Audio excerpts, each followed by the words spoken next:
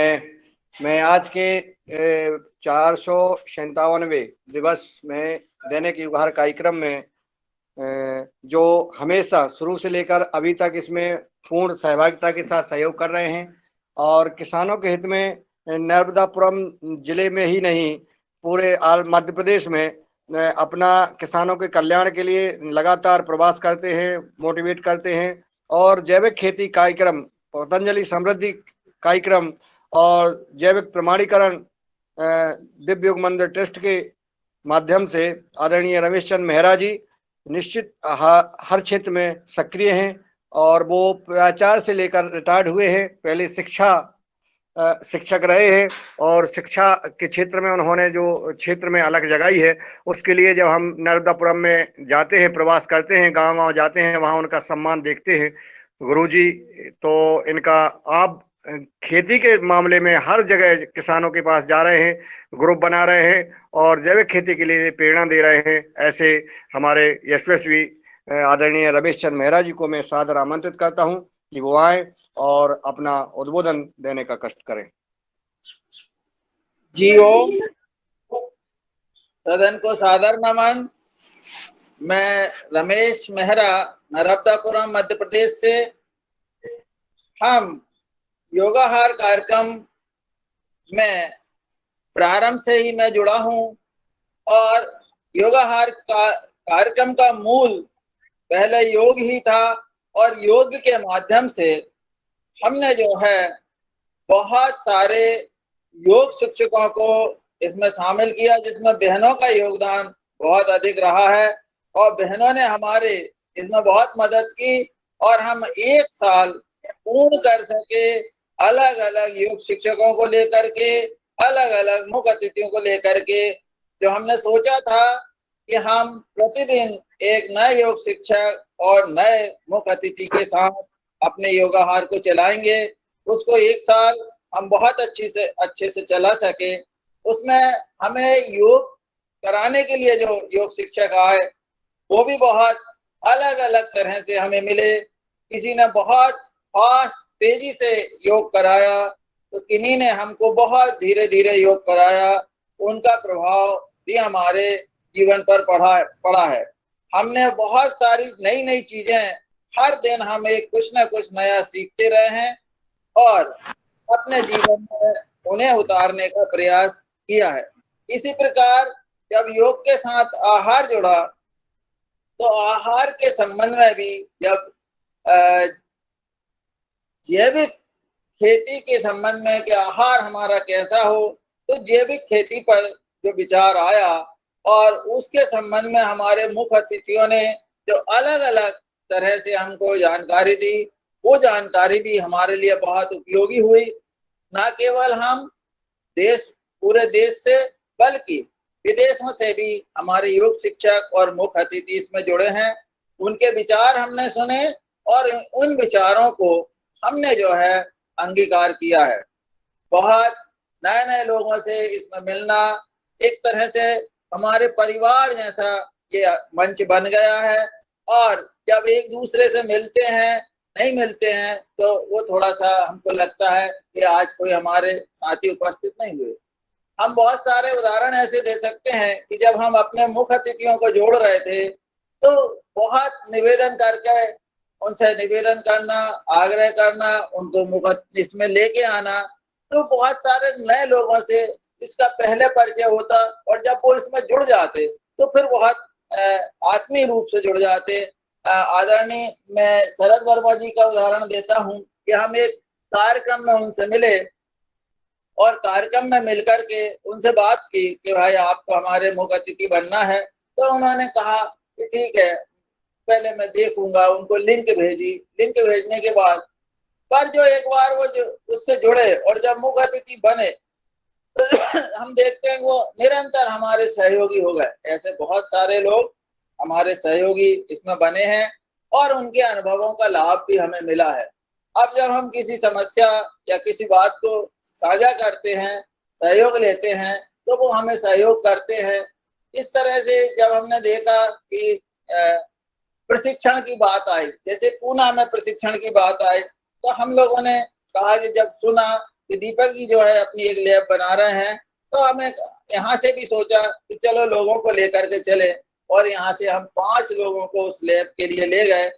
अब प्रशिक्षण लेकर के आए, उसको बनाने की जब बात आई है तो पुनः हम लोगों ने विचार किया कि हम अलग अलग नहीं बनाएंगे, तो एक जगह लैब निश्चित रूप से उसका स्वरूप हम लोग बनाएंगे। इस तरह से अभी फिर हम लोग जो है नागपुर में देवला पार्क गए, वहां पर भी हमने कुछ नई चीजें सीखी है। तो इस तरह से निरंतर हम कुछ ना कुछ नया सीखते ही रहते हैं। वैभव भाई ने हमें जो है आशा बनाना बताया, जो कि बाजरा और गौमूत्र के माध्यम से वो जो आशा बना रहे हैं वो भी। तो इस तरह से हमने पवन टाक जी ने भी एक अलग चीज से कि किस तरह से उन्होंने एक बड़ा एफपीओ बनाया और लोगों को जोड़ा। और मैडम क्या उदय क्लास आएगा? तो हम देख रहे हैं कि इसके माध्यम से हम पूरे भारत में जुड़ गए हैं। अलग अलग क्षेत्रों से हमारे मुख्य अतिथि आए हैं। बाबला जाट जी आए हैं जो बहुत ही अलग तरह से काम कर रहे हैं। एक और श्री मतलब जो हमारे ऊपर प्रभाव डालते हैं अनपढ़ जाट जी, उनका भी मैडम उदय क्लास आएगा? वैभव जी, तो बहुत सारे लोग और गजानंद जी, मतलब इस तरह से हम देखते हैं। कहाँ आसाम से वो हमारी बहनें अग्रवाल बहनें जो थी, उन्होंने भी बहुत अच्छी तरीके से हमको ये सब चीजें को बताया। अब वर्तमान में हम जो है अभी मध्य प्रदेश में कुछ किसानों को लेकर के काम कर रहे हैं। कल ही हम एक खेत में गए थे। उस खेत का जो टमाटर का खेत है बनाना चाहते, बहुत बुरी तरह से वो बना हुआ, तीसरी फसल वो उसी पे लेना चाह रहे हैं। तो उस खेत को देखा तो हमारे साथ आदरणीय व्यास जी थे और उनकी टीम थी। उन्होंने उस पे निर्णय लिया कि नहीं, इस पे हम पहले तो देख के लगा कि नहीं हम इस पे नहीं ले सकते हैं टमाटर, क्योंकि इसकी स्थिति खराब है। पर टीम से चर्चा हुई तो सोचा नहीं ले सकते। तो इस तरह से उस किसान को जब ये बताएंगे तो उसके लगभग 70-80 लाख रुपए, 70-80 हजार रुपए बच रहे हैं। क्योंकि पुनः उसको वो सब खम्भे को निकालना पड़ता, वायरिंग निकालना पड़ता, मल्चिंग हटाना पड़ता, परंतु नहीं, उसी चीज को फिर से सुधार करके हम उसमें कर सकते हैं। आज भी हम धर्म कुंडी में जाकर के लगभग 30 किसानों से मिल रहे हैं। वो 30 किसान जो है वो एक एकड़ में खेती करने के लिए, जैविक खेती करने के लिए तैयार हुए हैं। ये हमारे लिए उपलब्धि है। साथ में हमारे जो साथी प्रशिक्षक है आदरणीय अनिल गौर जी हैं, रामचंद्र रघुवंशी जी हैं, और हमारे जो है शरद वर्मा जी है। ये सब लोग जो है अलग अलग क्षेत्र में लगे हुए हैं और हम सब लोग मिलकर के काम कर रहे हैं। निश्चित रूप से धीरे धीरे हम जो है जैविक को आगे बढ़ाएंगे। पिछले दिनों जो हमारे मुख्य अतिथियों की जो कहानियां आई वो भी बड़ी प्रेरणादायक कहानियां थी। कुछ लोग उसमें छूटे हैं, उन लोगों को पुनः हम इसमें शामिल करेंगे। हमारे आदरणीय मालवी जी ने भी बहुत मेहनत की, कहाँ से लोगों को लेकर के आए हैं, बहनों को मतलब ढूंढा, और उनका आत्मीय बड़ा बहुत ही अलग तरह का है। कहाँ जब पिछले दिनों महाराष्ट्र एक टीम आई घूमने के लिए, पचमढ़ी गए थे, यहाँ होशंगाबाद में आए, हम लोग सब नर्मदा तट पर उनसे मिले। बड़ा आनंद आया कि भाई इतने दूर से हमारे यहाँ अतिथि आए हैं, हम उनसे मिले। अभी पिछले दिनों रंजना जी भी यहाँ हरिद्वार से लौट रही थी तो वो यहाँ पर रुकी। तो इस तरह से एक पारिवारिक संबंध भी हमारा बनता है और हम लोग जो है एक दूसरे के विचारों को समझते हैं। हम और एक बात और समझ रहे हैं कि देखिए भाषा में सुधार हो रहा। पहले जो है मराठी हम उतना नहीं समझ पा रहे थे, या वो उतना अच्छी हिंदी नहीं बोल पा रहे थे। एक साल में हम देखते हैं वो हिंदी अच्छी बोलने लगे, हम मराठी के कुछ कुछ शब्द समझने लगे। ये सारी चीजें जो है हो रही है। अब एक बात जरूर हमको पूरे देश में हमारा दक्षिण भारत छूट रहा है, तो हमको कर्नाटक की ओर बढ़ना है, तमिलनाडु की ओर बढ़ना है, केरल की ओर बढ़ना है। यदि हम बढ़ेंगे तो फिर हमारा जो है पूरे देश का जो है एक योगाहार फैल जाएगा। हमको यहाँ संख्या नहीं देखना है। संख्या तो आज 457 दिन हो गए, तो 457 दिन में कितने लोग तो इसमें जुड़े ही हैं। इतने लोगों को तो योगाहार के पास पहुंचे, और फिर उन्होंने जो अपने लोगों से चर्चा की है तो इसकी संख्या बहुत ज्यादा बढ़ गई है। हम प्रेरणा लेते हैं आदरणीय टूलीचंद जी से, जो योग करते हैं, तो कितना हमें उत्साह मिलता है कि वो कितने बढ़िया तरीके से करते हैं। और भी जो नए नए लोग हमारे इसमें 82 साल के व्यक्ति भी आए हैं और उन्होंने बहुत अच्छी तरह से योग करके सिखाया। तो फिर छोटे छोटे बच्चे भी आए हैं, हिमाचल प्रदेश के वो बच्चे जो पानी गिरते में आए हैं और उन्होंने जो है हमको योग सिखाया, वो भी बहुत अद्भुत है। ऐसी बहुत सारी घटनाएं हैं जिनको हम जो हमारे हमको याद रहती है कि छोटे छोटे बच्चों ने भी आकर के हमको योग सिखाया है। तो आप सभी का बहुत बहुत धन्यवाद, मुझे बोलने का समय दिया। ओम प्रणाम जी। ओम। धन्यवाद आदरणीय मेहरा जी। आपने जो युगाहार कार्यक्रम की उपलब्धियों के बारे में अपना अनुभव बताया, आपने कुछ बीच बीच में विशेष मुख्य चीफ गेस्टों के उद्बोधन भी अंकित किए हैं। तो मैं चाहूँगा कि जैसे अभी 12 नाम जो किसानों के दे दिए गए थे, उनमें किन किसानों की और स्टोरी बनना चाहिए आपके हिसाब से, या आपके जो परिचय के हैं या आपकी नज़र में हैं, उनका भी आप बताने का कष्ट करें। जी ओम जी, जैसे अभी तो पिछले दिनों जैसे हमारे यहाँ पर मिट्टी से जो बर्तन बनाने हैं, बर्तनों का उपयोग बताया था, उनका बनना चाहिए।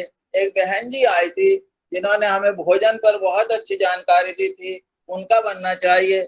आदरणीय बावला जाट जी का बनना चाहिए, पवन टाक जी का बनना चाहिए। और फिर मैं देखूंगा, क्योंकि मैंने तो अभी पिछले जो मेरे पास है कि कुछ किन लोगों ने हमें कुछ नया हट करके नया बताया है ना, तो एकदम से तो याद हम नहीं रख सकते, परंतु हाँ, हम धीरे अपन कोशिश कर करके कि हम ये प्रयास करेंगे कि जैसे हमारे जो वहाँ अपने अमेरिका से गुप्ता जी जुड़े थे, बहुत अच्छी तरीके से उनने एक हमें आध्यात्मिक ज्ञान की तरह से ले गए थे। आदरणीय जो यादव जी थे जो अपने दिल्ली से जुड़े थे, उन्होंने हमें अभी एक अलग तरह से जो है बताया था। तो इस तरह से बहुत सारे लोग इसमें जुड़े हैं और उन लोगों का हम इसमें उपयोग कर सकते हैं और देखेंगे कि भाई अलग हट करके हमें किसने क्या बताया है, उन लोगों की कहानी हमें इसमें शामिल करनी है। तो और कहानी यदि हम शामिल कर पाएंगे तो अच्छा रहेगा, क्योंकि जो मैंने मेरे समझ में आई है, तो अभी क्या है कि समय नहीं मिला। ये 2 दिन में हम लोग जो है अभी किसानों के बीच घूम रहे हैं, तो वो तैयारी नहीं कर पाए। मैं इसीलिए मेरे को कहा था कि आप मुख्य अतिथि बनना, तो मैंने कहा था कि मैं जरा पूरा पीछे का देख लूं, तो फिर मैं मुख्य अतिथि बनता, तो मैं और कुछ नई चीजें उसमें से देखता। क्योंकि मैंने जो है लिखा है इस व्यक्ति ने क्या कहा है, तो मतलब हर दिन का मैं एक डायरी में लिखते रहा हूँ, तो उनको मुझे देखना था। जैसे मैंने आदरणीय दुबे जी के संबंध में कहा कि 21/10 की बात थी, उन्होंने मेरे पास वो पीडीएफ भेजी, वो बहुत अच्छी। ऐसी आदरणीय भुवनेश्वर जी का जो है और उनका जो पिछले जो है वो दिया हुआ है कि भाई हमको किस तरह से तैयारी करना है, किस किस खाद का क्या प्रभाव पड़ता, ये सब चीजें जब हम पीछे पन्ना पलटते हैं तो वो सारी चीजें हमको याद हो जाती है। तो फिर भविष्य में जब भी मैं उसकी तैयारी करूंगा तो निश्चित रूप से आप लोगों को बताऊंगा कि किन किन का हमें और कहानी बनानी है। ये कहानियां जो है जो हम लिखेंगे, जो सर्वे करेंगे, तो निश्चित रूप से ये बड़ा अद्भुत होगा। क्योंकि जहाँ विवेक जी ने आशा के संबंध में बात की, उन्होंने हमको बताया हमने 16 तरह से जो है जीवामृत बनाया। ये बड़ी अच्छी बातें थी कि भाई लोगों ने अपने अलग अलग प्रयोग किए। तो ये सब प्रयोग जो है अलग अलग, जैसे अभी हम गए तो अमृत पानी पे चर्चा हुई, तो सुतारिया जी के जो है वो तो इस तरह से गो कृपा अमृत पर चर्चा हो रही है। अब इनका जो है प्रभाव जब हम डालेंगे, आदरणीय व्यास जी ने हमको और एक नई चीज बताई थी कि भाई हम तो बिल्कुल थोड़ी सी कुछ चीजें डालते हैं और केवल 6 महीने में जो है केमिकल फ्री अपनी फसल बना देते हैं। तो ऐसे अद्भुत अद्भुत नुस्खे लोगों के पास हैं और उन नुस्खों का हम जब प्रयोग करेंगे, ये बहुत बड़ी बात है कि 6 महीने में ही यदि हमारे इतने दिन के जो जमीन में केमिकल पड़े हैं और वो यदि 6 महीने में हमारी फसल को ये कर देते हैं, जहर मुक्त कर देते हैं, तो ये हमारे लिए बहुत अद्भुत बात होगी और उस पे हम लोगों का काम चल रहा है।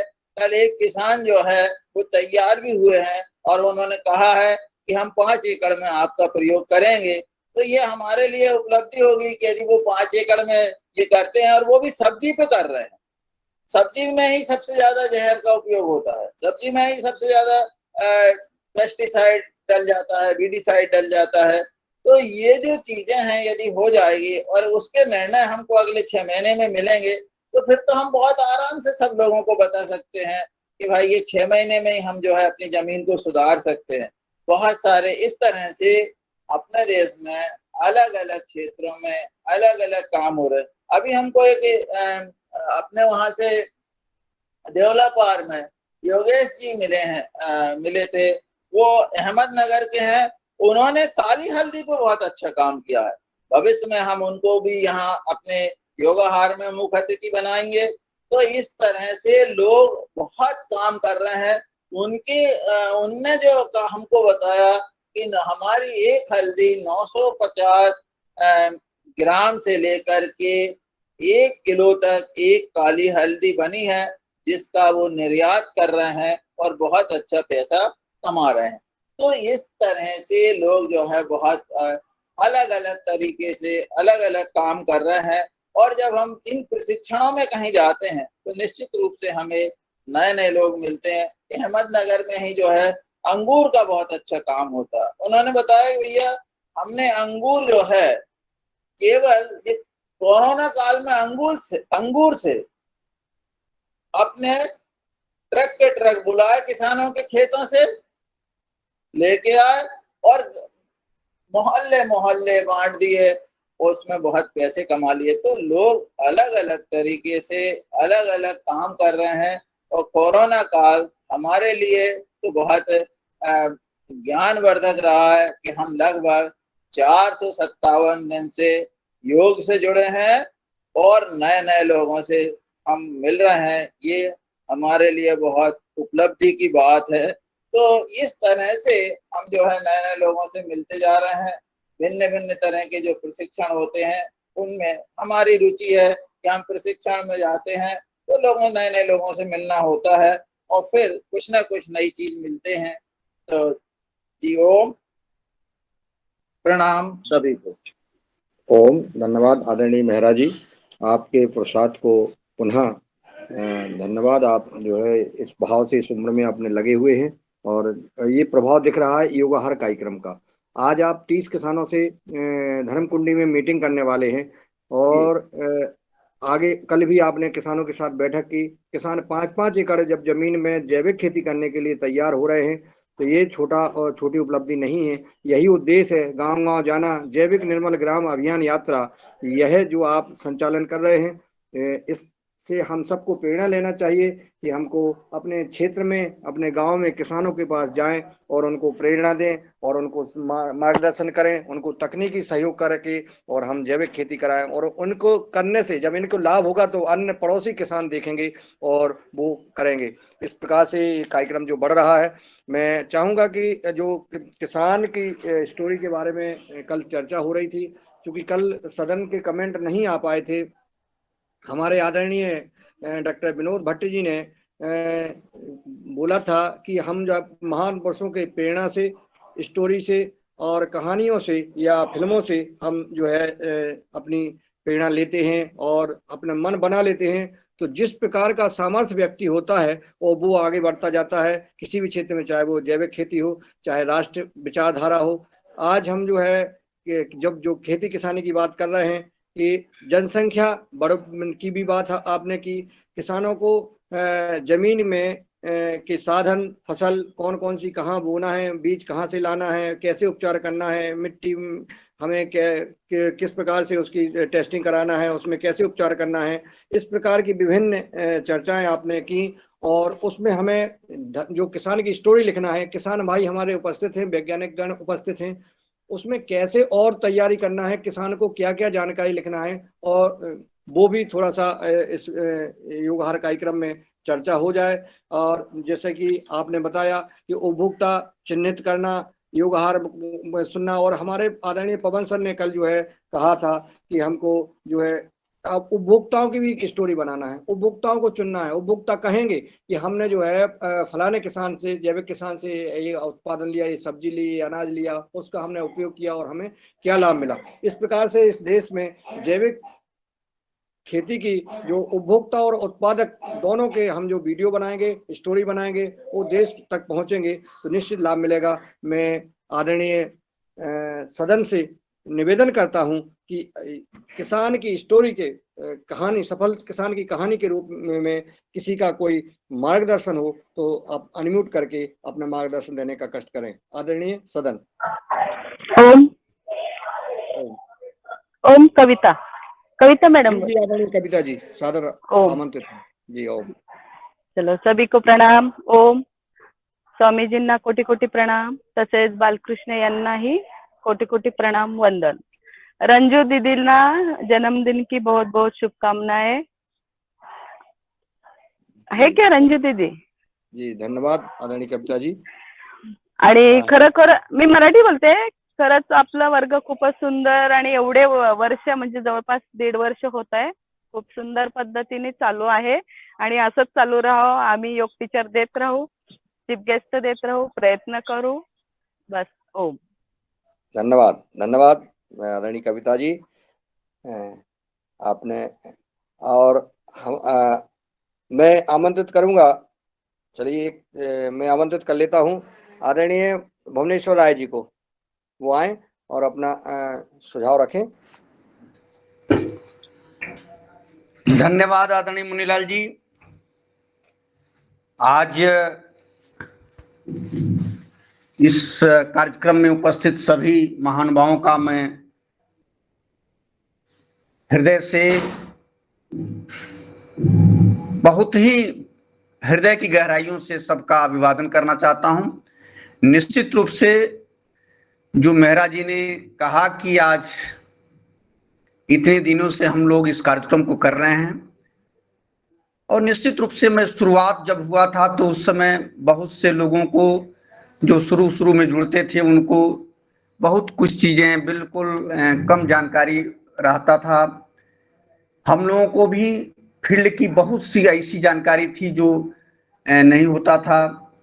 और इस कार्यक्रम में जुड़ने से जो एक प्रगतिशील किसान थे, जो उनका अनुभव था, कोई जरूरी नहीं कि जो व्यक्ति जहाँ पे है वहाँ से बहुत दूर दूर तक जा करके सबका किस तरह से कौन खेती कर रहा है उसको देख सकता है।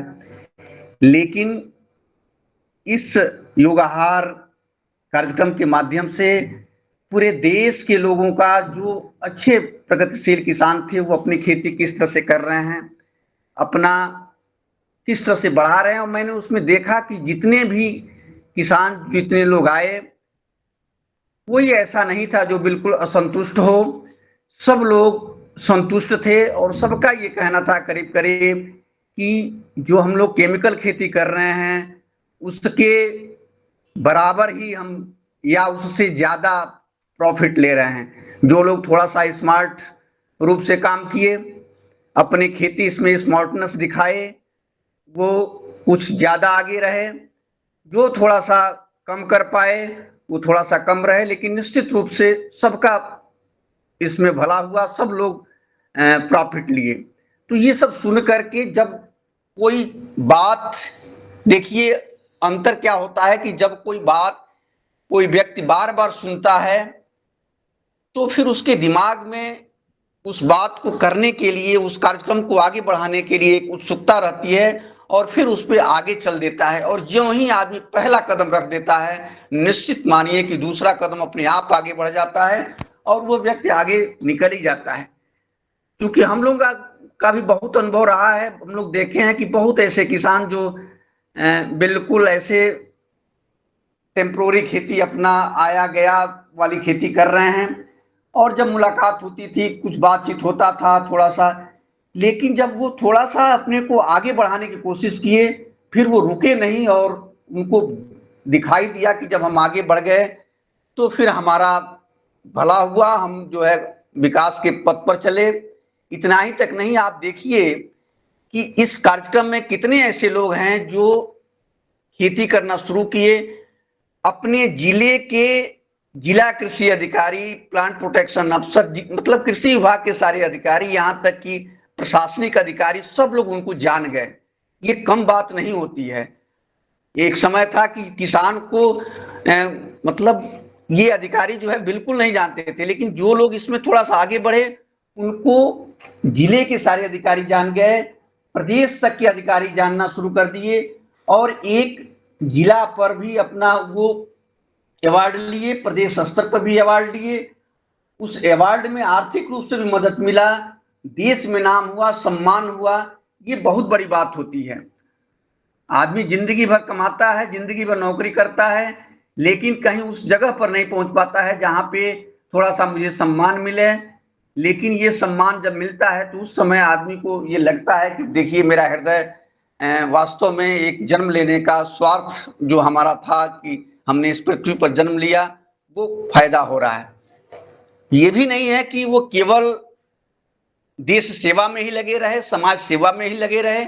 ये जितने भी लोग हैं, इस तरह के जो लोग हैं, वो अपने परिवार को पालते हुए, अपने परिवार को आगे बढ़ाते हुए, अपने गांव को आगे बढ़ाते हुए, समाज को आगे बढ़ाते हुए आगे चले, और अच्छा काम उन्होंने किया। निश्चित रूप से मैं सबका एक बार फिर हृदय से अभिनंदन करना चाहूँगा, स्वागत करना चाहूँगा। इसी तरह से आप सभी लोग इसमें जुड़ते रहें और अपने काम को आगे बढ़ाते रहें। और जितने भी लोग, जो लोग अभी नहीं जुड़ रहे हैं, जो लोग इस जैविक खेती, नेचुरल फार्मिंग, प्राकृतिक खेती जो भी आप कह लें, उसमें आगे नहीं बढ़ रहे हैं, एक समय आएगा कि वो लोग भी आगे बढ़ेंगे। पूरी मतलब दुनिया तो काफी आगे बढ़ चुकी है, अपना भारत भी में काफी पहले से ही चर्चा चल रहा है, और इस समय जैविक खेती, नेचुरल फार्मिंग के बारे में काफी चर्चाएं हैं। और आने वाले समय में, जैसे कि आज के डेट में पेट्रोल की कीमत ज्यादा बढ़ गई, तो पेट्रोल की जगह पर हम लोग या गवर्नमेंट ने सोचना शुरू कर दिया कि क्या किया जाए, तो तमाम तरह से और गाड़ियां आने लगी। उसी तरह से फर्टिलाइजर जो हम पैदा नहीं कर सकते यहाँ केमिकल में, जो हम विदेशों से मंगाते हैं, निश्चित रूप से एक समय ऐसा आएगा कि हो सकता है कि हम गवर्नमेंट उतनी सब्सिडी न दे पावे या हम उसको खरीद न पावे। तो नेचुरल है कि हम फिर अपने पुराने व्यवस्था के साथ आएंगे, तो हमारी मजबूरी भी हो जाएगी। इसलिए जितने भी जो होशियार किसान हैं, उनसे यही निवेदन है, और वो करना भी शुरू कर दिए हैं कि पहले से ही, जब तक अभी समय है, अगर उनके पास 20 एकड़, 25 एकड़, 50, 100 एकड़ खेती है, अगर 5 एकड़ है, तो अपने शुरू के ही 1-2 एकड़ से अपना काम शुरू कर दें, अपना पूरा उसमें अनुभव ले लें, उनका नुकसान भी नहीं होगा। और जब वो अनुभव ले लेंगे, फिर वो अपने अनुभव से अपने पूरे खेती को नेचुरल फार्मिंग में परिवर्तन कर लेंगे, और फिर वो आगे बढ़ते जाएंगे। निश्चित रूप से जब सारे लोग ये काम कर लेंगे और फिर देश के सब लोग ये जैविक भोजन शुरू कर देंगे, तो फिर एक समय आएगा कि ये जितने भी हॉस्पिटल हैं उनमें कमी आएगी, और सब लोग बड़े आनंदमय जीवन व्यतीत करेंगे। इसी के साथ मैं अपनी वाणी को यहीं विराम देता हूं। एक बार फिर सभी को बहुत बहुत धन्यवाद। धन्यवाद आदरणीय भुवनेश्वर राय जी, आपने अपना सुझाव मार्गदर्शन दिया। मैं आदरणीय डॉक्टर किशोर दुबे जी को आमंत्रित करता हूं कि वो आए, वो भी अपना मार्गदर्शन देने का कष्ट करें। धन्यवाद मुनिलाल जी। आज की कक्षा बहुत अच्छी रही। मुख्य अतिथि मेहरा जी ने जो अनुभवों को साझा किया, वह बहुत एक पूरा मार्गदर्शन था, और पूरा चित्र खड़ा हो गया 450 दिनों का। बाकी भी वक्ताओं ने जो बात कही है सराहनीय है। मुख्य आज का विषय है कि कल जो विनोद जी ने, रावत जी ने और दिनेश जी ने जो प्रारूप रखा है, हमारे पवन जी के कहने के मुताबिक, कि भाई सक्सेस स्टोरीज कैसी लिखी जाए और शॉर्ट में कैसे लिखी जाए। जो पवन जी का एक वाक्य मुझे बहुत ही अच्छा लगा कि लिखते समय शॉर्ट में लिखो, बात करते समय कितनी भी लंबी चौड़ी की तो चलेगा, क्योंकि पढ़ने वाला ज्यादा पढ़ने के मानसिकता में नहीं रहता है। तो इसलिए वह एक पेज से बस, यानी एक पेज मैक्सिमम समझो कि 1.5 पेज 2 पेज होता है तो ठीक है, लेकिन उससे ज्यादा तो होना ही नहीं चाहिए। और उसको एडिटिंग करते समय एडिटिंग जो टीम रहेगी वह यही देखेगी कि आमतौर पर वो 1 पेज में आ जाए करके। अपवादात्मकता ही थोड़ी कम ज्यादा हो सकती है, तो ये आ जाए। अब इसमें क्या होना चाहिए? वैसे तो विस्तृत रूप से विनोद जी ने, राघव जी ने हमारे बताया है। जो चंद कुछ उसमें जो पहलू आने चाहिए, उसमें जमीन किस प्रकार की है, बीजों की वैरायटी कौन सी प्रयोग की है, खाद कौन से प्रकार का है, खरपतवार का नियंत्रण। 3-4 बिंदु बहुत महत्व के हैं नेचुरल फार्मिंग के या ऑर्गेनिक फार्मिंग के दृष्टि से। पहला तो है बीज की सरल प्रजाति कौन सी प्रयोग की है, वो देसी है या फिर कृषि विज्ञान केंद्र से ली है या यूनिवर्सिटी से ली है। सरल प्रजाति, अगर अपवादात्मक किसी ने हाइब्रिड भी किया है तो क्या कौन सा यूज किया है, तो उसकी फसल की प्रजाति बताना ही चाहिए एक। और उसका कितना ड्यूरेशन है, क्योंकि 70 दिनों का भी धान होता है और 150 दिनों का भी धान होता है। तो उसमें कितने दिनों की वो फसल आती है, जो प्रजाति उसने जो उपयोग की है किसान ने, वो कितने दिनों की फसल है, तो प्रजाति के सामने यदि लिख दे कि भैया 120 दिन के, 70 दिन के, 150 दिन के, तो बाकी औरों को समझने में आसानी हो जाए। एक चीज। दूसरी चीज, जो खाद अपन यूज करते हैं, प्रयोग में करते हैं, तो जीवामृत, घनामृत और बाकी भी जितने भी सारे ये है, इसके बावजूद अगर कुछ किया है तो जो विशेष रूप से अलग से कुछ प्रावधान किया है तो उसके बारे में विशेष लिखे। बाकी फिर अगर जीवामृत, घनामृत ऐसा भी लिख दिया तो चलेगा, लेकिन अगर विशेष कुछ प्रयोग करके उसने किया है तो वो विशेषता पर ध्यान दिया जाना चाहिए कि हटके इन्होंने क्या किया है। हटकर जो किया है वह बात औरों के तरफ, औरों के पास पहुंचने में सुविधा हो, इस तरह से मतलब जिसको हम बीजों का संस्कार बोलेंगे या खाद का उपयोग बोलेंगे, या फिर जो मतलब कीटों का जो इंसेक्ट के बारे में जो भी उन्होंने किया है कि अलग अलग प्रकार के पेस्टिसाइड्स कौन से यूज किए हैं, तो जनरल के बारे में तो उन्होंने एक एक शब्द में भी बोल दिया तो चलेगा, जो पता है सबको। लेकिन अलग से अगर कुछ किया है, अलग से कुछ एडिशंस किया है, उसके फार्मूलेशन अलग अलग किए हैं, उसका प्रमाण अलग अलग किया है, तो उसके बारे में लिखा जाना चाहिए। सबसे महत्व का पहलू है खरपतवार, क्योंकि खरपतवार के लिए अभी भी ऑर्गेनिक फार्मिंग में या जिसको हम नेचुरल फार्मिंग बोलेंगे, कोई रेडीमेड सॉल्यूशन नहीं है, जहां तक मेरा अपना अध्ययन है और मेरी समझ है। हम काटते हैं, मतलब कई इंटरनेशनल और इसके सिंपोजिया भी हमने अटेंड किया या उसका अध्ययन किया, उसमें एक ही चीज है कि भाई फसल से ऊंचाई घास की नहीं होनी चाहिए, लेकिन फसल से ऊंचाई नहीं होनी चाहिए, उसमें इंटरकल्चर भी नहीं करना चाहिए, और करना है तो उसके अलग अलग जो तरीके होते हैं, तो उसमें खरपतवार का नियंत्रण एक बहुत ही चैलेंजिंग, जिसको जॉब बोलेंगे, वो चैलेंजिंग वाली बात है। तो उसका नियंत्रण किस तरह से किया गया, आच्छादन किस तरह से डाल के किया गया, तो खरपतवार के नियंत्रण के बारे में जो भी प्रावधान है वो विशेष रूप से उसमें आने चाहिए। इसके बाद में जो हार्वेस्टिंग की तकनीक है कि भाई हार्वेस्टिंग कौन से समय पे किया गया। जैसा हार्वेस्टिंग आमतौर पर जो पकी हुई फसल होती है उसके पहले भी किया जाता है, जैसा कि फलों में और सब्जियों में होता है। अगर कुछ उस तरह से व्यवस्था की गई, ऑफ सीजन अगर उसको उगाया गया है कि वो सीजन में नहीं है, ऑफ सीजन, तो उसको कैसे उगाया गया, उसका भंडारण कैसे किया गया, उसकी मार्केटिंग का भी एक बहुत अहम पहलू है, वो उसमें आना चाहिए कि उसके लिए क्या उसमें व्यवस्था की गई, क्योंकि मार्केटिंग ही एक आत्मा है कि जिसके जरिए किसान के पास में पैसा आता है। तो मार्केटिंग की व्यवस्था डेवलप कैसे की गई, या जो बनी बनाई दूसरों की व्यवस्था थी उसमें एफपीओ के माध्यम से बोलो या किसी लिंकेज के माध्यम से बोलो, किस तरह से उसमें शरीक हुए, यह भी उसमें आना चाहिए। इसके बावजूद जो मुझे पर्सनली लगता है, 2 चीजें मुख्यतः उसमें जुड़ी जानी चाहिए। एक तो भाई इतनी अच्छी ऑर्गेनिक की व्यवस्था होने के बावजूद और उसमें कम लागत आने के बावजूद, यह अपने जो साथी है, अपने जो किसान है, आजू बाजू के गांव वाले है या बाजू के गांव वालों, अपने गांव के किसान है या बाजू वाले किसान है या बाजू के गांव के किसान है, वहां तक ये तकनीक क्यों नहीं फैल रही, उसमें क्या कठिनाइयां हैं।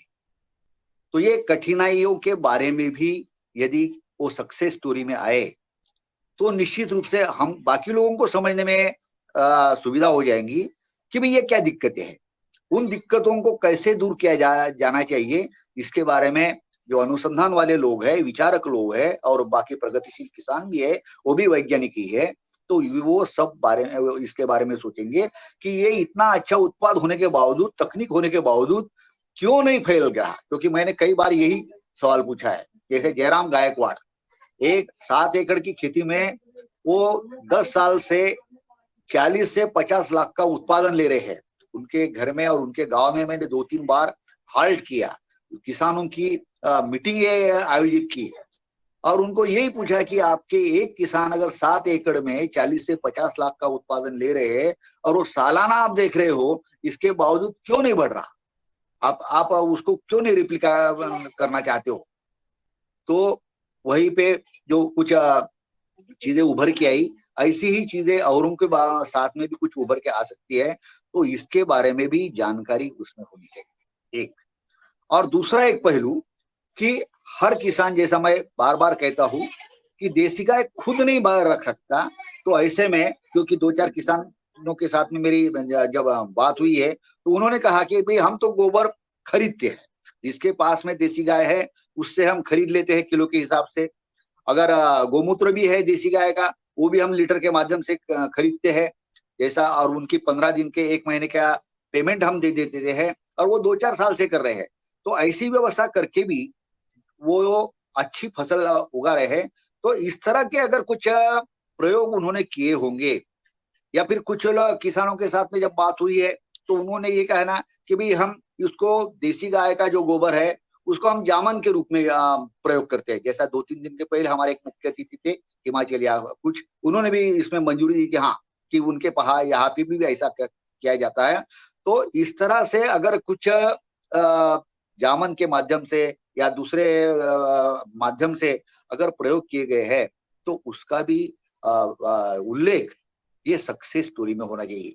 ये 2-3 चीजें ऐसी रहेंगी कि हटके अलग से उन्होंने क्या किया, उनकी कठिनाइयां क्या है ये फैलाने में, ये 2-3 बिंदु अगर उसमें आ जाते हैं हर सक्सेस स्टोरी में, तो उन बिंदुओं के माध्यम से उस पर विचार करके कि भाई इन कठिनाइयों को हम कैसा दूर कर सकते हैं, इसके बारे में हम सभी लोग और वैज्ञानिक लोग भी, विचारक लोग भी, प्रगतिशील किसान भी, इन बिंदुओं पे यदि हम ध्यान देंगे तो निश्चित रूप से ये तेजी से वो कठिनाइयां दूर करके नेचुरल फार्मिंग या ऑर्गेनिक फार्मिंग का विस्तार तेजी से करने में हमारा सबका ही योगदान रहेगा, योगाहार कार्यक्रम का योगदान रहेगा, ऐसा मेरा मानना है। और इसी के साथ में उनके जो फोन नंबर्स है, वो फोन नंबर भी अगर साथ में देते हैं, फोटोग्राफ साथ में देते हैं कि कांटेक्ट के लिए आप कभी भी ईमेल देते हैं तो वो भी होना चाहिए। बस इसी के साथ मेरे वाणी को मैं विराम करता हूँ। धन्यवाद।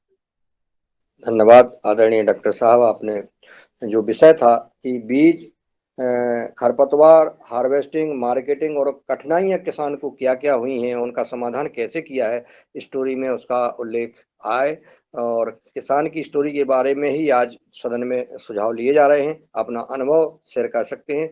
कम समय में हमें अगर हमारे अनुभवी और विद्वान वैज्ञानिक अगर किसान स्टोरी बनाने में सहयोग कर रहे हैं तो ये बहुत अच्छा होगा। मैं आदरणीय कुलदीप उनियाल जी से भी आमंत्रण करना चाहता हूं कि वहाँ वो भी कोई अपना किसान की स्टोरी में अपना सुझाव देने का कष्ट करें।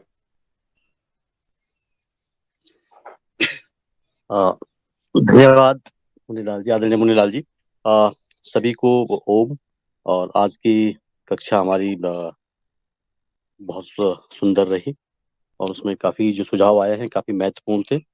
और मेरा जो इसमें जो एक जो खास बात जो हमारी केस स्टडी में जो हमारी बनी है, जो प्रस्तुत की गई है डॉक्टर विनोद भट्ट जी द्वारा और उनकी टीम के द्वारा, उसमें मेरा बस यही सुझाव है। काफी सुझाव तो आ चुके हैं लेकिन इसमें सुझाव में मेरा जो केस स्टडीज हमारी हैं उसमें हमें 2-3 बातों पे अगर उसको हमें क्रिस्प बनाना है, छोटी बनाना है, जो उसको हर कोई पढ़े और रोचक हो, तो उसमें 2-3 बातों का होना बहुत जरूरी है। एक तो इसमें यह है कि उनकी पहले की स्थिति क्या थी, जो उन्होंने पहले कैसे वो परंपरागत तरीके से कर रहे थे, और जो हमारे जो किसान हैं, जो लीड फार्मर हैं, या जो हमारे जिनकी हम केस स्टडी लिख रहे हैं, उसमें उन्होंने क्या खास जो है परिवर्तन किए हैं। जो परंपरागत स्थिति थी उसमें क्या खास परंपरागत किए, मतलब उन्होंने परिवर्तन किए हैं, जैसे कि क्या इनोवेशन उन्होंने किया है, क्या वो जैसे उन्होंने कहा, हो सकता है कि उन्होंने टेक्नोलॉजी में किया है, कोई उन्होंने सिस्टम में किया है, कोई उन्होंने, जैसे हम कह रहे थे कि मार्केटिंग में उन्होंने किया है, या आपने जैसे हम कहते हैं कि पेस्ट मैनेजमेंट या आपका वीड मैनेजमेंट, इसमें उन्होंने क्या खास परिवर्तन किए हैं। उन परिवर्तन पे फोकस, क्या जो उनकी पहले की स्थिति थी, परिवर्तन उन्होंने क्या किया उसमें, और उस परिवर्तन से क्या फर्क पड़ा उनके उसमें, कि पहले जो कितना उनकी जो पहले की स्थिति थी, उनकी जो क्या खेती करते थे, कौन सी वैरायटी लगाते थे, क्या उनकी उसमें लागत लगती थी, किस तरीके का वो उसमें जो है सिस्टम अपनाते थे, सस्ते मतलब जो हम कल्चरल प्रैक्टिसेस अपनाते थे, बाद में उन्होंने क्या परिवर्तन किए और उसके बाद क्या फर्क पड़ा, आखिरकार उसके जो उनके जो पूरे जीवन स्तर में और आसपास में क्या फर्क पड़ा, उस फर्क को जो है हमने, अंतर को जो है उसको स्पेसिफाई करना है कि भाई उसको जो है उनके जो खास जो उनके इनोवेशन था, जो उन्होंने जो काम किया है, उस काम करने के बाद जो है क्या फर्क पड़ा। तो इन 2-3 बातों पे जो है हमें ये उस केस स्टडी को रोचक बना देगी, अगर हम इन 2-3 चीजों को जो है क्रिस्प फॉर्म में उनको जो है उसमें अगर डाल दें हम, तो वो ये मैसेज बहुत क्लियर जाएगा कि पहले वो क्या करते थे, उन्होंने क्या परिवर्तन किए और उससे क्या फर्क पड़ा। और साथ में उनका जो, जैसे कि अभी हमारे आदरणीय डॉक्टर तुबी साहब ने कहा कि उसमें उनका एड्रेस जो है, एड्रेस पर उनका पता, फोन नंबर, उनका अगर कोई ईमेल आईडी है, तो वो उसमें अगर डाल देंगे हम, तो हर कोई उससे मतलब जो भी चाहे तो संपर्क कर सकता है। तो इन 2-3 बातों को अगर हम डाल दें उसमें, तो ये बहुत महत्वपूर्ण होगी उस केस स्टडीज में, अगर हम इस तरह से उसको प्रस्तुत करते हैं। दूसरा जो बात हमारी इसमें थी, जो कि कल आदरणीय पवन जी ने जो बात उठाई थी कि हाँ, हमें जो है, जो हमारे बायर्स हैं, मतलब जो उपभोक्ता जो हमारे हैं, उपभोक्ताओं को भी हमें इसमें प्रस्तुत करना चाहिए कि यहाँ पे हमें उनके उनकी बातें सुननी चाहिए कि उपभोक्ता क्या चाहता है, उपभोक्ता का दृष्टिकोण क्या है, वो क्या समझता है कि उसको किस तरह के उत्पाद मिले, ताकि मतलब जो है, अगर उपभोक्ताओं को भी हम जो है आमंत्रित करते हैं, जो विभिन्न क्षेत्रों में जो हमारे आसपास जो हमारे उपभोक्ता हैं, उनको भी अगर हम देखें कि जो हमारे बड़े उपभोक्ता हैं, जो हमसे लगातार खरीदते हैं, और जो किसानों के जैविक जो उत्पादों के जो उपभोक्ता हैं, उनको अगर उनकी भी विचार अगर हम सुने, तो हमें और जो है इसमें आगे जाके जो है, जो उत्पादन में जो है, जो उत्पादन की प्रक्रिया में हम और सुधार कर सकते हैं, और लिंकेज जो है, इनके लिंकेज जो निर्माण में भी हमें काफी मदद मिल सकती है, और एक बाजार हमारे लिए और खुल सकता है, ताकि अगर हम उपभोक्ताओं के दृष्टिकोण से अगर उत्पाद तैयार करते हैं, तो वो जो है फिर उसको जो है कम्युनिटी में फैलने में ज्यादा समय नहीं लगता है, क्योंकि उपभोक्ता अगर कहता है कि मुझे बहुत बेहतर उत्पाद मिल रहा है, तो वो अपने आसपास के जो जितने भी समुदाय में लोग हैं, उनको भी प्रेरित करता है, उनको भी जुड़ने के लिए प्रेरित करता है।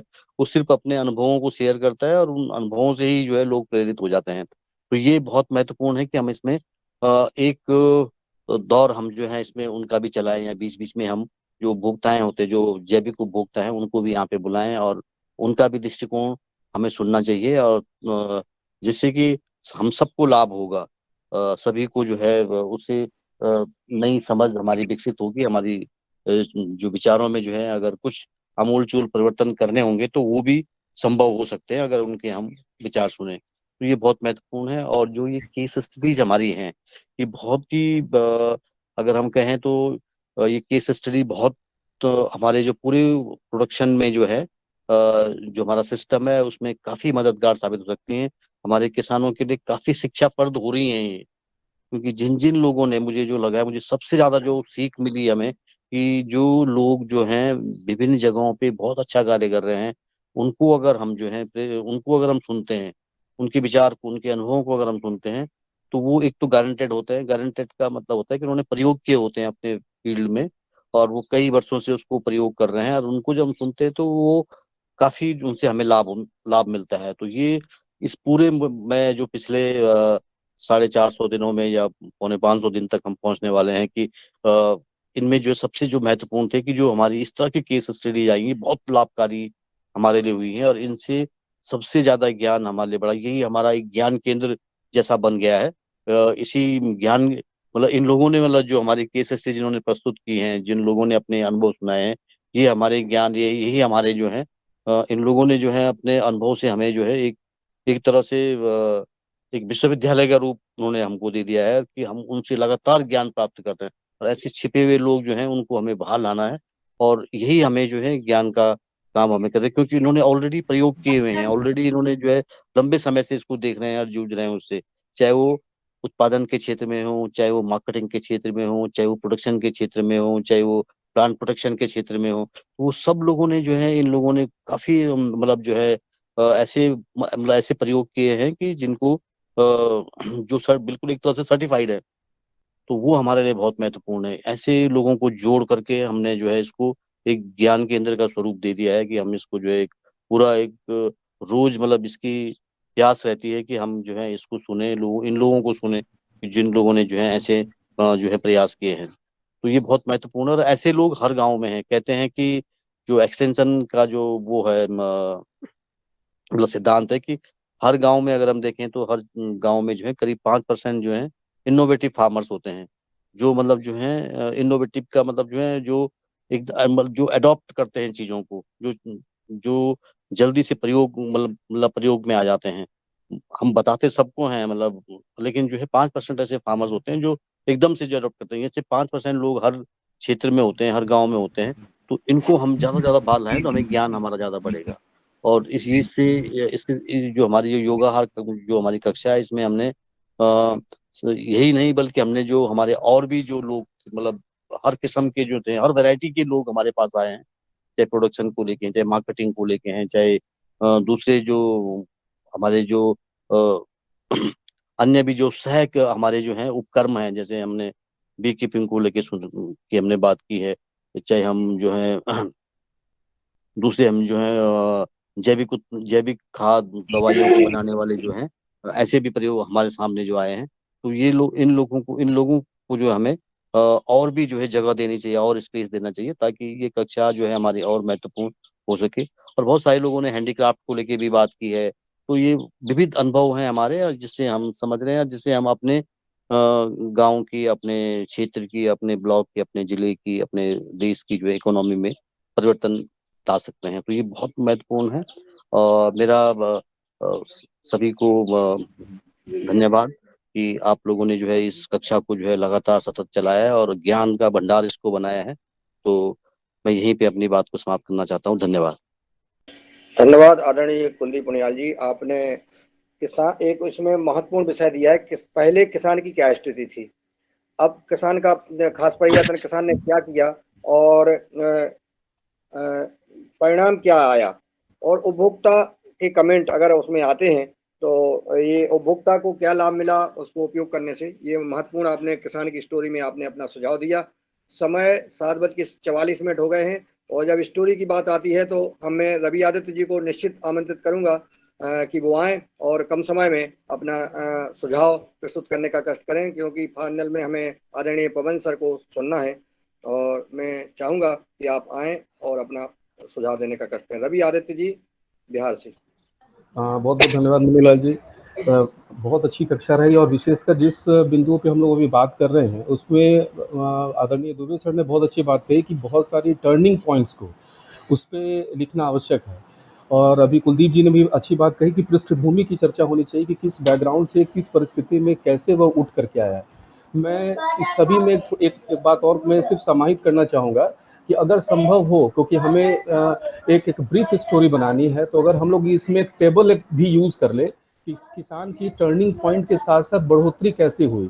जैसे कि जो अलग अलग जो आप लोग देखे होंगे कि मैंने जब जो कुछ वीडियो सक्सेसफुल फार्मर में जब मैं शेयर करता था, तो उसमें उनकी सक्सेस के पीछे जो स्टेप बाय स्टेप होते थे, जो कहानियों में जो, क्योंकि वो तो विजुअल होता था, हम लोग देखते थे, तो अगर इसको हम लोग अगर एक टेबल में बना के डाल दें, क्योंकि वो जगह कम ऑक्युपाई करेगा, और उनकी उत्पादन क्षमता और उनकी बिक्री जैसे किस माध्यम से जा रही है, कैसे जा रही है, उसको हम लोग उसमें दर्शा सकते हैं। और बाकी चीज़ों का तो सब लोगों ने जिक्र कर दिया कि मोबाइल नंबर और ईमेल आईडी, जैसे सर ने भी बताया कि ये रहता है, तो हम लोग डायरेक्ट कांटेक्ट कर सकते हैं। क्योंकि ये हम लोग को एक फर्दर जितने भी नए नए किसान हैं, क्योंकि पृष्ठभूमि से कुछ किसान ऐसे भी थे जो जिनकी बैकग्राउंड चेंज हो गई, जो बैंक पहले जो थे वो बैंकर थे या किसी मैनेजमेंट संस्था में थे, या पहले ही उनकी सारी पृष्ठभूमि में सारे लोग खेती कर रहे थे, लेकिन वो लोग एकदम ही उससे अलग हो गए थे।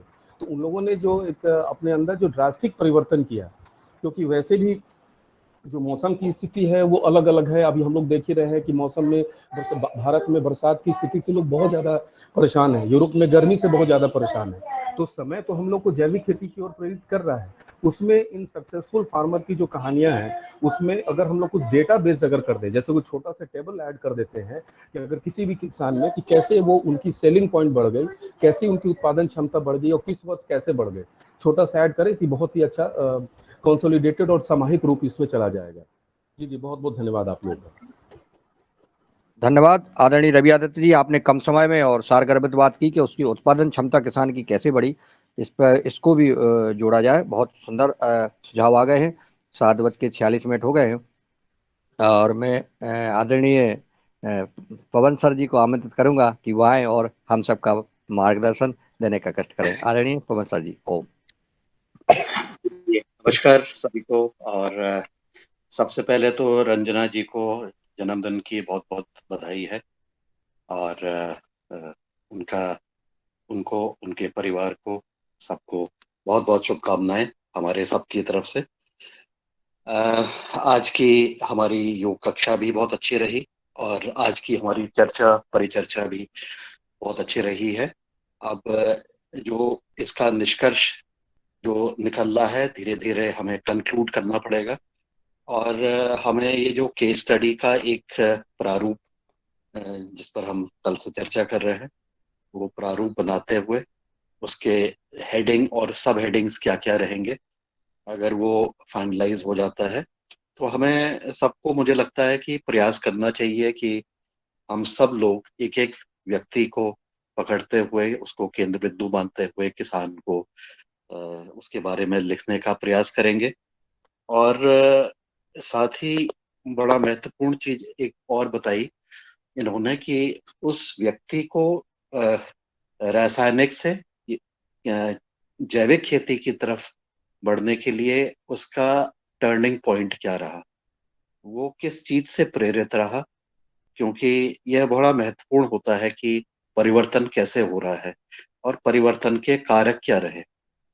मेरी कल ठाकुर दास जी से बातचीत हो रही थी, उनको मैंने फोन किया था, तो उन्होंने बताया कि जब उन्होंने अपने खेत में जो टमाटर के पौधे पर उन्होंने उसका प्रभाव देखा, उसका प्रभाव उनके शरीर में भी पड़ा, उसके हाथ में पड़ा जब उसकी वो हार्वेस्टिंग कर रहे थे या उसकी प्रूनिंग कर रहे थे टमाटर के नीचे की टहनियों की, तो उससे जब उनके जीवन में एक ऐसा अनुभव आया जिससे कि उनको उनके हाथ की चमड़ी जरा सी निकल गई, तो उसकी वजह से, उस टर्निंग पॉइंट की वजह से उन्होंने कसम खाई कि वो आगे जब ये इस तरह में केमिकल डाल करके वो उनके हाथ में प्रभाव पड़ रहा है, तो इस चीज को खा करके कितना नुकसान होगा। तो इनको जब इस चीज का एहसास हुआ तो उनको लगा कि मुझे अब पूर्ण रूप से अब सब काम,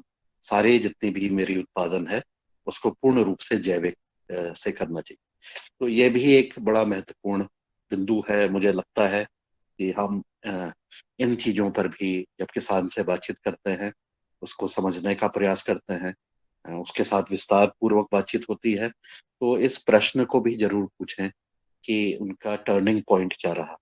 और इस टर्निंग पॉइंट के आधार पर जब वो परिवर्तन किया है, तो ऐसे जब हमारी कहानियों का संकलन हो जाएगा तो हमारे कई सारे किसानों के जीवन के टर्निंग पॉइंट अजैविक से जैविक की ओर जब हम उनको संकलन करेंगे तो हम कह सकते हैं कि ये 100 लोगों में से 50 लोगों ने तो इस वजह से अपना परिवर्तन किया, 10 लोगों ने इस वजह से किया, 20 लोगों ने इस वजह से किया। तो ऐसे करके ही भी बहुत सुंदर तरीके से मतलब एक चीज सामने आएगी। और हम जब हम कार्य करने के लिए लोगों से बातचीत करेंगे, किसान से बातचीत करेंगे, तो उन टर्निंग पॉइंट के ऊपर भी हम बता सकते हैं कि परिवर्तन, हम समझ सकते हैं कि यह परिवर्तन किस वजह से हुआ। तो ये प्रारूप को जितनी जल्दी हम फाइनलाइज करते हैं, मेरा अनुरोध डॉक्टर भट्ट से और बाकी साथियों से भी होगा कि वो प्रारूप को बना दें। और उस प्रारूप के आधार पर मुझे लगता है कि दो तरह के प्रारूप की जरूरत है। एक प्रारूप है जब हम किसान से बातचीत करेंगे तो उसमें सारे प्रश्न उसमें आ जाएं, लेकिन जब उसको संकलन करेंगे तो उसका प्रारूप अलग से रहेगा। तो ये सब चीजों को ध्यान में रखते हुए जितनी जल्दी इस पर हम काम करते हैं और उसको पुनः सबके साथ बांटते हैं तो हम आगे बढ़ पाएंगे। और वो प्रारूप को अगर शेयर भी कर लेंगे तो हम कल उसके ऊपर पुनः चर्चा भी कर सकते हैं। इसके साथ ही जो हमारे कृषक भाई साथी किसान जिनके ऊपर केस स्टडी लिखनी है, और किसान के साथ साथ अगर उपभोक्ता के ऊपर भी कुछ हमने बातचीत करनी है, तो उनको भी एक सूचीबद्ध करने राज्यवार कि ये हमारे एक साथी हमारे इस राज्य से आए थे और इनकी कहानी वाकई सबके साथ शेयर करना बहुत जरूरी है। किसान के साथ साथ उपभोक्ता के साथ साथ ऐसे उद्यमी भी हमारे बीच में आए थे जिन्होंने हमें प्रभावित किया। जैसे कि वो नीरज जी काशीपुर से आए थे, उन्होंने उसी के ऊपर वो अपना उद्यम बना रहे हैं और गोबर आधारित उत्पाद कर रहे हैं। तो ऐसे व्यक्तियों को भी हम सम्मिलित कर सकते हैं अपनी केस स्टडी में। और भी कोई लोग अगर छूट गए हैं और जिनका कार्य अद्भुत रहा है, उनको भी संकलित कर लें, उनका भी नाम के साथ और राज्य के साथ उनका अगर संकलन हो जाता है और उसके ऊपर फिर हम बातचीत करना शुरू करते हैं तो वो भी हमें एक आगे कार्य करने के लिए प्रेरित करेगा। साथ ही जैसा मैंने कल कहा था कि हम जिस प्रकार से अगर हम अ, अन्य लोगों को भी इसमें जोड़ते हैं जिनकी रुचि है लिखने में, और इस तरह की वार्तालाप में करने पर इस तरह के जो इनोवेटिव लोग हैं हमारे बीच में, उनको भी अगर जोड़ते हैं, और ऐसे लोगों को जोड़ने से ये फायदा होगा कि हम और तेजी से हम अपने कार्यों को गति दे सकते हैं, हम उसमें गति आगे बढ़ सकते हैं और बहुत सारे लोगों को हम कवर भी कर सकते हैं।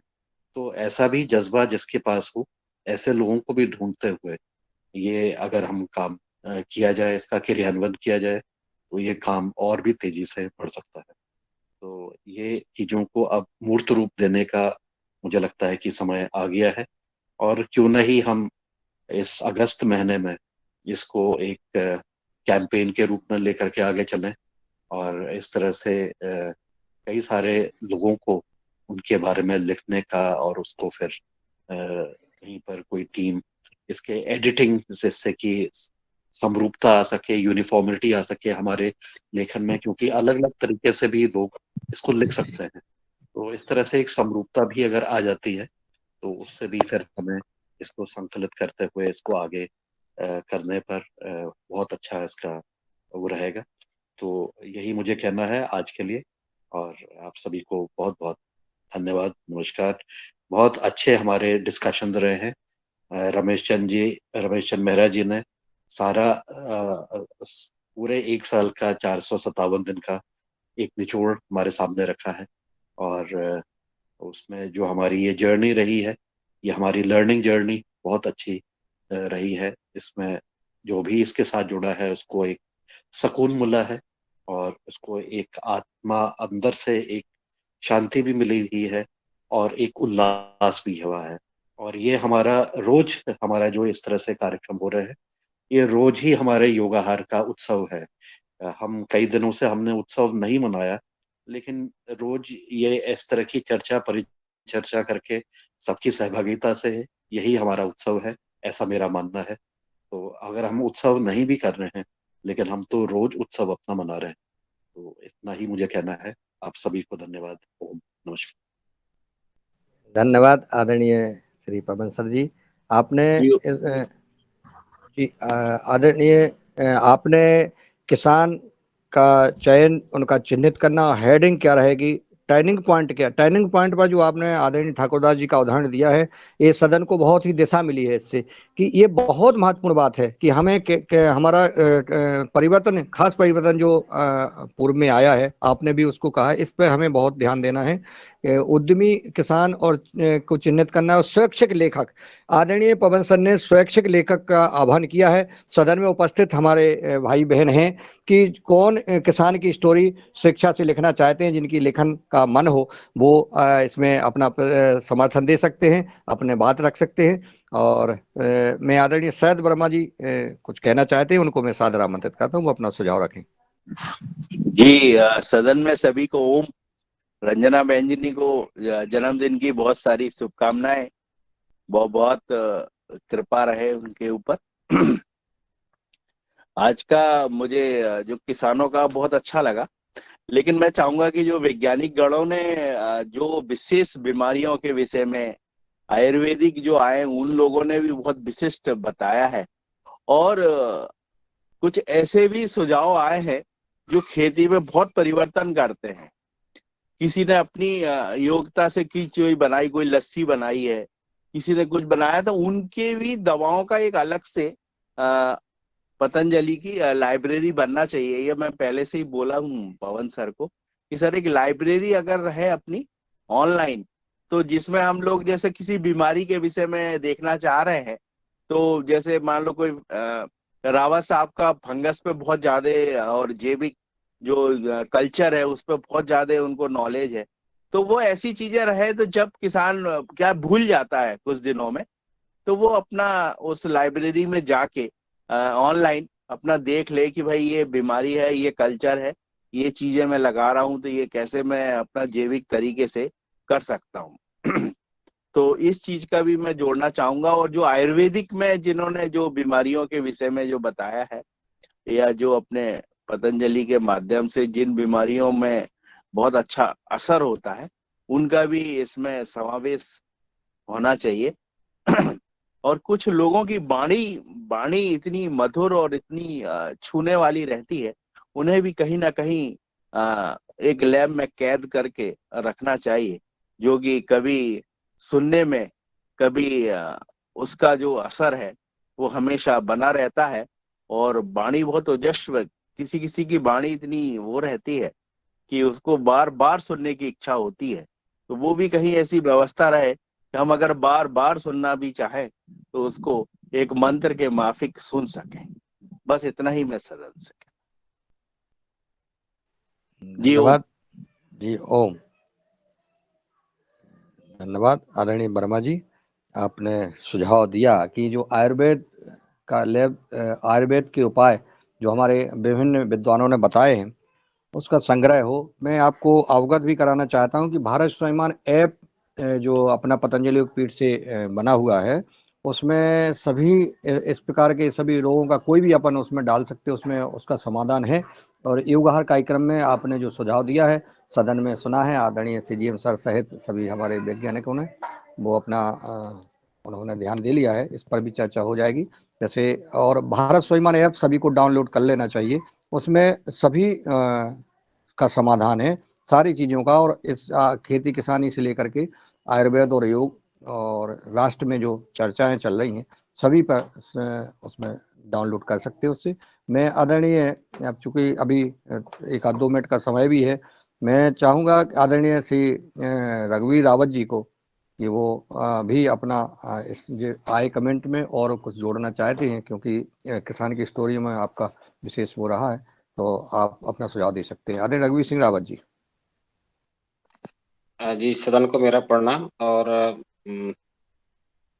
आदरणीय रंजना जी को जन्मदिन की बधाई। महत्वपूर्ण सदस्य हैं योगाहार की।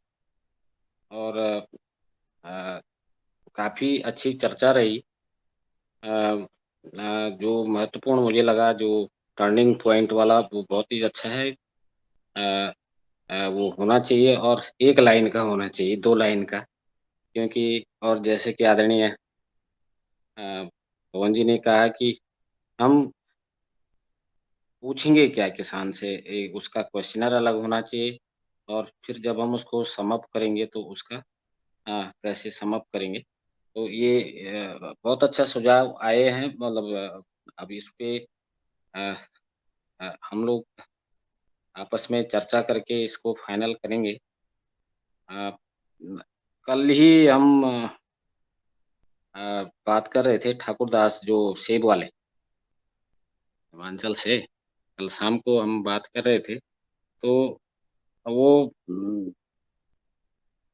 जो मुझे लगता है काफ़ी किसानों से बात करके कि किसान जो है अब मतलब एक साइंटिस्ट ये बन रहा है और ऑब्जर्वेशन करना उसने शुरू कर दिया है और कारण ढूँढना भी शुरू कर दिया है। तो 2-3 चीज़ें जो महत्वपूर्ण, जैसे मैंने पहले भी पूछा था, उन्होंने कहा तौलिया बनाने की ज़रूरत नहीं है। मैंने कहा क्यों? तो उन्होंने कहा इसलिए नहीं है, ये ज़रूरी नहीं है, इससे डिस्टर्ब हो जाता है। या फिर उन्होंने कहा कि ये जो सेब में स्कैब आता है, ये सब बेकार की बातें हैं। जबकि सेब में स्कैब बहुत कॉमन बीमारी है और बहुत नुकसान होता है। वो कहते हैं ये बिल्कुल, ये किसान जो सेब की खेती करना नहीं जानता है, अ, उसी के यहाँ आता है। और बहुत सारी चीज़ें, मतलब जो एक जैविक किसान जब बताता है तो वो उसका ऑब्जर्वेशन होता है, उसका अनुभव होता है और उसका गहन अध्ययन भी होता है और एक प्योरली जो साइंटिफिक लाइन पे ये जो जैविक खेती जारी है। क्योंकि मैं मानता हूँ कि जो ये केमिकल फार्मिंग का जो दौर आया बीच में, अभी भी है, काफ़ी है। ये एक तरह से भेड़-चाल की तरह है और इसमें देखा-देखी ज़्यादा चलती है कि फलाने ने इतना ले लिया, फलाना हम भी डालें। ये उस तबके में चली जहाँ पे एजुकेशन की भी कमी थी और कुछ लोगों ने दूसरे ढंग से इसको देखा। और कहने का मतलब ये है कि अब हम एक सही दिशा में हमारे किसान जा रहे हैं और उसके पीछे एक मजबूत कारण है कि वो एक साइंटिफिक कैलिबर लेके उस खेती की तरफ अब जा रहे हैं। और ये हमें लगता है जो केस स्टडी की उनका उन पे एक कॉन्फिडेंस आया है, बिल्कुल। जो बदला है तो फिर पूर्णतः बदला है। ऐसा नहीं है कि उसने, आपने सुना होगा कई लोग कि नहीं जी हम तो अब छोड़ने वाले हैं खेती, ऐसा, क्योंकि इससे तो ऐसा कहा था, ऐसा हुआ नहीं। तो वो क्या कर रहा था? वो एक साइंटिस्ट जो कि हमारे एजुकेशन सिस्टम है, टोटल वेस्टर्न है एग्रीकल्चर में, तो वो एक साइंटिस्ट ने कहा कि भाई तू ऐसा-ऐसा कर ले, ये कर ले, ये कर ले। तो उसने फिर जैविक की तरफ मोड़ा, किसी ने कहा, फिर उसको लगा कि यार इसमें तो कुछ फ़ायदा नहीं हो रहा, फिर वो केमिकल की तरफ मुड़ गया। लेकिन अब वो दूसरा किसान है, वो नहीं कर सकता। जो अब किसान जैविक कर रहा है या जो नेचुरल फार्मिंग कर रहा है, वो कॉन्फिडेंस के साथ कर रहा है। और मुझे ऐसा लगता है कि जो भी किसान मुझे मिला है, इसने ऐसी बात ही नहीं कही कि नहीं यार ऐसा वापस मुड़ जाएँगे। वो बिल्कुल मजबूती से खड़ा है कि नहीं, यही खेती अच्छी है और इसी से हमें आगे बढ़ना है। तो मेरा कहना यही है। और जो ये क्वेश्चनर का है, ये 1-2 दिन में फाइनल कर देंगे।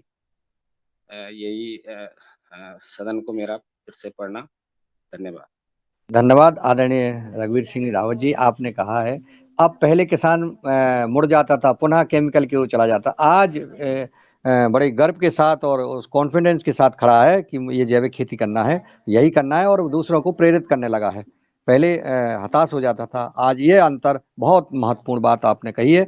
और आपने कहा है कि हमें क्या शुरुआत करना है और अंत में क्या चर्चा करना है किसान से। आपने चूँकि किसानों से संवाद किया है। अब मैं आदरणीय विनोद भट्ट जी को आमंत्रित करूंगा कि वो आएँ और वो अपना सुझाव रखने का कष्ट करें। आदरणीय विनोद भट्ट जी, चूँकि आज इस किसान की स्टोरी का विषय महत्वपूर्ण चल रहा है, इसलिए मैं डॉक्टर विनोद भट्ट जी को आमंत्रित करता हूँ। ओम नमस्कार। सबसे पहले तो रंजना जी को बहुत बहुत शुभकामनाएं जन्म दिवस पर। मैं तो कल काफी कुछ कह चुका हूँ, लेकिन मुझे ये लगता है कि जो मोटिवेशन पॉइंट है, जो कल मैं भी कह रहा था कि किसान किस वजह से परिवर्तित हुआ है, किसने उसको मोटिवेट किया है, वो बड़ा इम्पोर्टेंट है, क्योंकि वो हर एक के लिए अलग अलग होता है। अब किसी का मोटिवेशन, किसी को लगता है कि उसका स्वास्थ्य संबंधी है, किसी को टेस्ट संबंधी है, किसी को लगता है कि उससे जो है पर्यावरण दूषित हो रहा है, किसी को लगता है कि इससे पानी खराब हो रहा है। तो ये अपना अपना सोचना है, अपनी अपनी सोच है। तो उसका जो है उसको लिखना उसको बहुत आवश्यक है। अगर उसको क्योंकि ये समस्या जो है किसी और की भी हो सकती है, ये सोच किसी और की भी हो सकती है। तो वो अगर उसको कुछ कह नहीं सकते कब किसको क्या ट्रिगर कर जाए। तो इसके लिए ये बड़ा महत्वपूर्ण है। और दूसरा है कि उसकी समस्याएं क्या है। अगर उसकी समस्याएं कुछ हम आइडेंटिफाई कर पाते हैं, एक या दो समस्याएं, ज्यादा नहीं, समस्याएं तो हर किसी के पास 50 होंगी, लेकिन जो मुख्य समस्या है, तो मुख्य समस्या हो सकता है उसका बीज की समस्या हो सकता है उसका बीमारी की समस्या हो, बीमारी मतलब क्रॉप रिलेटेड, फसल रिलेटेड बीमारी की समस्या हो, या कोई दूसरी समस्या हो। तो उसका जो है समाधान अगर हम इन स्टोरीज के माध्यम से, इन जो ये कहानियां हैं, इनके माध्यम से हम लोगों तक पहुंचा सकते हैं। क्योंकि किसान है तो एक जैसी समस्याएं बहुत सारे लोगों की होंगी, जिनका एक जैसा परिवेश है, एक जैसा वातावरण है, उनकी समस्याएं एक जैसी हो सकती हैं। दूसरा ये है कि उनके लिए कहाँ से उपलब्धता हो, इसके बारे में हम स्टोरी उनको कहाँ से, वो अगर कोई चीज उन्होंने प्राप्त की है तो सोर्स क्या है उसका, तो वो सोर्स अगर एक लाइन में लिख दिया जाए तो मुझे लगता है उससे काफी फायदा होने वाला है। तो मैं ज्यादा नहीं कहूंगा, इसी के साथ अपनी वाणी को विराम देता हूँ। नमस्कार। ओम। धन्यवाद सर, आपने कम बाड़ी में जो है महत्वपूर्ण सुझाव दिया है। उसका सोर्स क्या रहा है किसान का, जो है ये महत्वपूर्ण चीज़ है, ये अंकित होना चाहिए स्टोरी में। और आज में किसान की सफल किसान की कहानी में सारे सुझाव आए और उसमें मार्गदर्शन मिला। आज का युगहार कार्यक्रम अब हम समापन की ओर चलते हैं। सभी सदन में उपस्थित भाई बहनों ने आदरणीय बहन रंजना जी को जन्मदिन की हार्दिक बधाई शुभकामनाएं दी।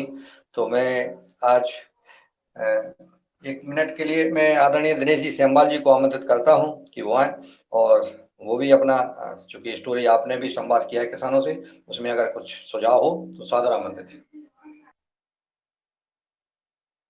जी आदरणीय धन्यवाद। और रंजना बहन जी को जन्मदिन की बहुत बहुत शुभकामनाएं युगहार के मंच की तरफ से।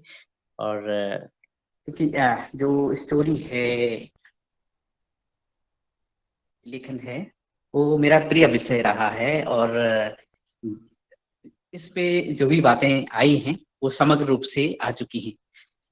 दो बातें मुझे समझ में आई हैं जो आदरणीय पवन सर ने भी कहा है कि हमारा जो पूछने का फॉर्मेट अलग होगा, क्योंकि पूछना तो विस्तार से ही होगा। और जब बार बार हम पूछेंगे, जब बार बार बात करेंगे, तो वो कहानी निकल के सामने आती है जो हम एक सामान्यतः एक बार की बात में निकाल नहीं सकते। हाँ, जो लिखने की बात है तो उसको विस्तार से कुछ तो लिखना पड़ेगा और उसके बाद उसका एक समरूप बना करके एक सार के रूप में जो हम सामने लाएंगे तो उसमें समग्र जानकारी हम दे पाएंगे। और यही बात मैं नहीं कह रहा हूँ, ये सारी जो सभी बातें आई हैं इसी का सार मेरे ख्याल से यह है। एक बात और है जो उपभोक्ता वाली बात है, उपभोक्ताओं को जोड़ने वाली बात है, वो बहुत ही अच्छी रही और इस तरह योग और आहार अपने संपूर्णता की ओर धीरे धीरे आगे बढ़ेगा। बहुत बहुत आभार, प्रणाम। धन्यवाद आदरणीय दिनेश जी शेमाल जी, आपने अपना सुझाव दिया कि, और मेरा ऐसा मत है कि आपने जो कहा है कि उनका स्टोरी तो विस्तृत लेना है, स्टोरी अपन विस्तृत बना के उसको रख भी सकते हैं, और जो उनकी कहानी रहेगी वो 1-1.5 पेज में रहेगी जैसा आदरणीय पवन सर ने कहा है, लेकिन उनका फीडबैक, उनकी जो पूर्ण कहानी है वो अपने पास रिकॉर्डेड रहे तो ये अच्छा रहेगा। वो ऐसा आपने जो मार्गदर्शन दिया है। और अंत में मैं आदरणीय रंजना बहन जी को ही आमंत्रित करता हूं कि वो आएं और सदन में उपस्थित सभी भाई बहनों का आभार ज्ञापित कर इस युगहर कार्यक्रम को आज विराम देने का कष्ट करें। जी, ओम सभी को और धन्यवाद आदरणीय भाई साहब। आज की कक्षा बहुत सुंदर रही। गीता जग्गी ने बहुत ही सुंदर कक्षा ली और आज के हमारे मुख्य अतिथि आदरणीय रमेश चंद्र मेहरा जी, उन्होंने तो उनका तो पूरा एक्सपीरियंस है और दैनिक योगार से पहले शुरुआत से जुड़े हुए हैं और बहुत उनका जानकारी बहुत सुंदर, और जब भी वो जाते हैं तो किसान से मालूमात करते ही है और सवाल जवाब भी बहुत ही करते हैं, ये होना ही चाहिए। और सभी का मैं आज मेरे जन्मदिन पर हमारे दैनिक योगहर के सभी साथी, सभी महानुभाव, सभी ने मुझे इतनी ढेर भर की शुभकामनाएं दी है, तो मैं बहुत खुश हूँ आज और इतना सुंदर परिवार मिला। और अभी कुछ कह नहीं सकती, बस इतना ही। और आगे सबका मैं धन्यवाद करती हूँ और आभार व्यक्त करती हूँ। आज के हमारे जितने भी पार्टिसिपेंट जुड़े हुए, आदरणीय मुन्नीलाल भाई जी और बहन कुशवाहा जी, राजेश्वरी कुशवाहा जी, आदरणीय भगवान दास कुशवाहा जी, आदरणीय भुवनेश्वर राय जी, आदरणीय बनेश सिंह भागवत जी, आदरणीय दिनेश सिंहवाल जी, आदरणीय डॉक्टर किशोर दुबे जी, आदरणीय कुलदीप उनियाल जी, आदरणीय पुण्यकाम समर्थ जी, आदरणीय रघुवीर रावत जी, आदरणीय रवि आदित्य जी, आदरणीय संतोष जी, आदरणीय शरद वर्मा जी, आदरणीय ठाकुर दास जी, आदरणीय उमाशंकर प्रसाद जी, आदरणीय वर्षा हरणे, आदरणीय विनोद भट्ट सर और आदरणीय योगार आरसी से सभी का मैं आभार और धन्यवाद कि रोज हम दैनिक योगार क्लास में एक परिवार की तरह जुड़ते हैं और ये कार्यक्रम ऐसे ही आगे बढ़े और पूरे राष्ट्र को हमें जैविक और निरोगी बनाना है। और इसी के साथ सभी को धन्यवाद और सभी को सादर प्रणाम। कल मिलेंगे 5:30 बजे। ओम। आपका भी बहुत बहुत धन्यवाद। ओम सभी भाइयों को। ओम दीदी, जन्मदिन की बहुत बहुत शुभकामनाएं। ओम। धन्यवाद वर्षा। हाँ, ऐसे आगे बढ़े। बहुत बहुत मेरी ओर से ईश्वर से प्रार्थना करती हूँ कि मेरी दीदी बहुत आगे बढ़े। जन्मदिन की शुभकामनाएं। ओम सभी। ओम सभी भाइयों को। ओम। ओम। रंजना जी हार्दिक बधाई।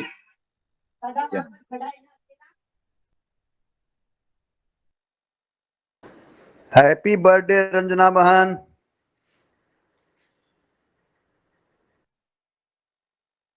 चली गई बर्थडे चली गई। वर्षा जी ने इतना दे दिया और उनको वो संभाल नहीं पाई और वो अपनी लेके चली गई। नहीं, ऐसा नहीं भाई। बहुत बहन है वो मेरी। बहुत प्रोत्साहन मिलता है दीदी से। जी जी, बहुत बहुत सुंदर। हाँ सभी को सादर प्रणाम। और सब बीजी साहब का स्वागत है। बीजी साहब अभी पधारे हैं। चलिए, बहुत सुंदर, सबको सादर प्रणाम। आज समय हो गया है, चलते हैं, कल मिलेंगे। हाँ, ठीक है। ओम। ठीक है भाई जी। ओम। ओम।